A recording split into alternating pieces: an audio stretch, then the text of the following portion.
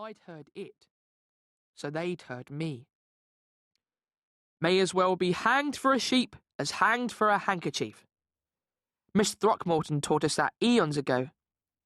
'Cause I'd sort of had a reason to come into the forbidden chamber. I peered through Dad's razor-sharp blind, over the glebe, past the cockerel tree, over moorfields, up to the Malvern Hills. Pale morning, icy sky. Frosted crust on the hills, but no sign of sticking snow. Worse luck. Dad's swivelly chair's a lot like the Millennium Falcon's laser tower. I blasted away at the sky full of Russian MiGs streaming over the Malverns. Soon, tens of thousands of people between here and Cardiff owed me their lives. The glebe was littered with mangled fuselages and blackened wings. I'd shoot the Soviet airmen with tranquilizer darts as they pressed their ejector seats. Our Marines had mopped them up. I'd refuse all medals. Thanks, but no thanks, I'd tell Margaret Thatcher and Ronald Reagan when Mum invited them in. I was just doing my job. Dad's got this fab pencil sharpener clamped to his desk. It makes pencils sharp enough to punch a body armour. H pencils are sharpest. They're Dad's faves. I prefer 2Bs. The doorbell went. I put the blinds back to how it was, checked I'd left no other traces of my incursion, slipped out, and flew downstairs to see who it was. The last 6 steps I took in one death-defying bound. Moron. Grinny zitty as ever. His bum fluff's getting thicker, mind. You'll never guess what.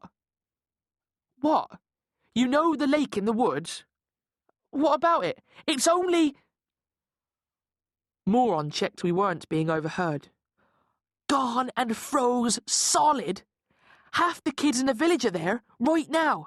Ace, DOS or what? Jason! Mum appeared from the kitchen. You're letting the cold in. Either invite Dean inside, hello Dean, or shut the door. Just going out for a bit, Mum. Where? Just for some healthy fresh air. That was a strategic mistake. What are you up to? I wanted to say nothing, but Hangman decided not to let me. Why would I be up to anything? I avoided her stare as I put on my navy duffel coat. What's your new black parka done to offend you, may I ask? I still couldn't say nothing. Truth is, black means you fancy yourself as a hard knock. Adults can't be expected to understand. My duffel's a bit warmer, that's all. It's parky out. Lunch is 1 o'clock sharp. Mum went back to changing the Hoover bag. Dad's coming home to eat. Put on a woolly hat or your head'll freeze. Woolly hats are gay, but I could stuff it in my pocket later. Goodbye then, Mrs. Taylor, said Moron. Goodbye, Dean, said Mum. Mum's never liked Moron. Moron's my height, and he's okay, but Jesus, he pongs of gravy. Moron wears ankle flappers from charity shops and lives down Drugger's End in a brick cottage that pongs of gravy too. His real name's Dean Moran. Rhymes with Warren. But our PE teacher, Mr. Carver, started calling him Moron in our first week and it stuck. I call him Dean if we're on our own, but names aren't just names. Kids who are really popular get called by their first names. So Nick Hughes always just Nick. Kids who are a bit popular, like Gilbert Swinyard, have sort of respectable nicknames like Yardy. Next down are kids like me, who call each other by our surnames. Below us are kids with piss-take nicknames like Moran Moron or Nicholas Breyer, who's Nicholas Bra. It's all ranks being a boy, like the army. If I called Gilbert Swinyard just Swinyard, he'd kick my face in. Or if I called Moron Dean in front of everyone, It'd damage my own standing. So you've got to watch out.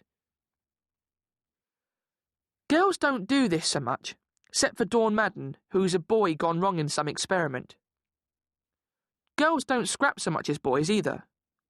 That said, just before we broke up for Christmas, Dawn Madden and Andrea Bozzard started yelling bitch and slag in the bus queues after school, punching tits and pulling hair and everything they were. Wish I'd been born a girl sometimes. They're generally loads more civilised. But if I ever admitted that out loud, I'd get bumhole plumber scrawled on my locker. That happened to Floyd Chaseley for admitting he liked Johann Sebastian Bach. Mind you, if they knew Elliot Bolivar, who gets poems printed in the Black Swan Green Parish magazine, was me, they'd gouge me to death behind the tennis courts with blunt woodwork tools and spray the Sex Pistols logo on my gravestone. So anyway, as Moron and I walked to the lake, he told me about the Scale X trick he'd got for Christmas.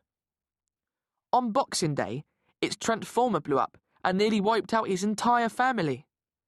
Yeah, sure, I said. But Moron swore it on his nan's grave. So I told him he should write to That's Life on the BBC and get Esther Ranson to make the manufacturer pay compensation. Moron thought that might be difficult because his dad had bought it off a brummie at Tewkesbury Market on Christmas Eve. I didn't dare ask what a brummie was, in case it's the same as bummer or bumboy, which means homo. Yeah, I said. See what you mean. Moran asked me what I'd got for Christmas. I'd actually got £13.50 in book tokens and a poster of Middle-earth. But books are gay, so I talked about the Game of Life which I'd got from Uncle Brian and Aunt Alice.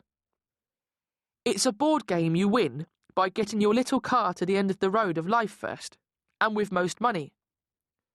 We crossed the crossroads by the Black Swan and went into the woods. Wished I'd rub Vaseline into my lips, because I get chapped when it's this cold.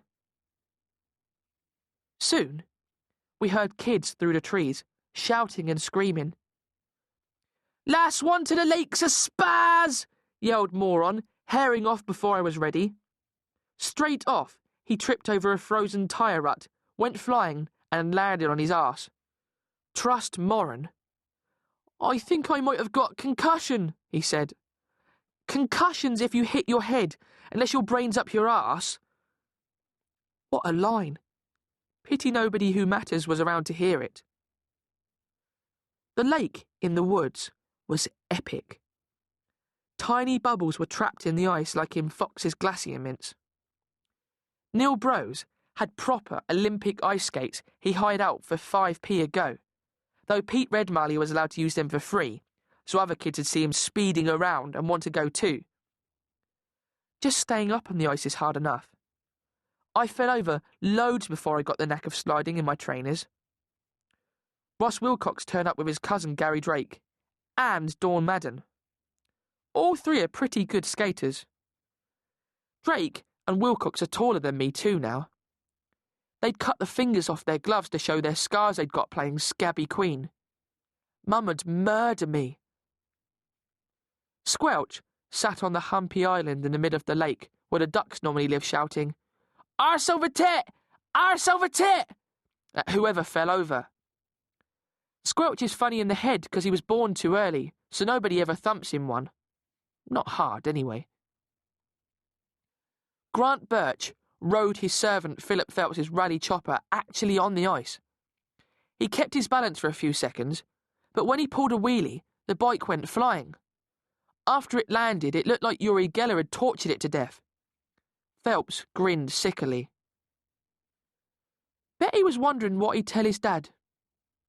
Then, Pete Redmarley and Grant Birch decided the frozen lake would be perfect for British bulldogs. Nick Hughes said, OK, I'm on for that. So it was decided. I hate British bulldogs. When Miss Throckmorton banned it at our primary school after Lee Biggs lost 3 teeth playing it, I was dead relieved. But this morning, any kid who denied loving British bulldogs have looked a total ponce. Especially kids from up Kingfisher Meadows like me.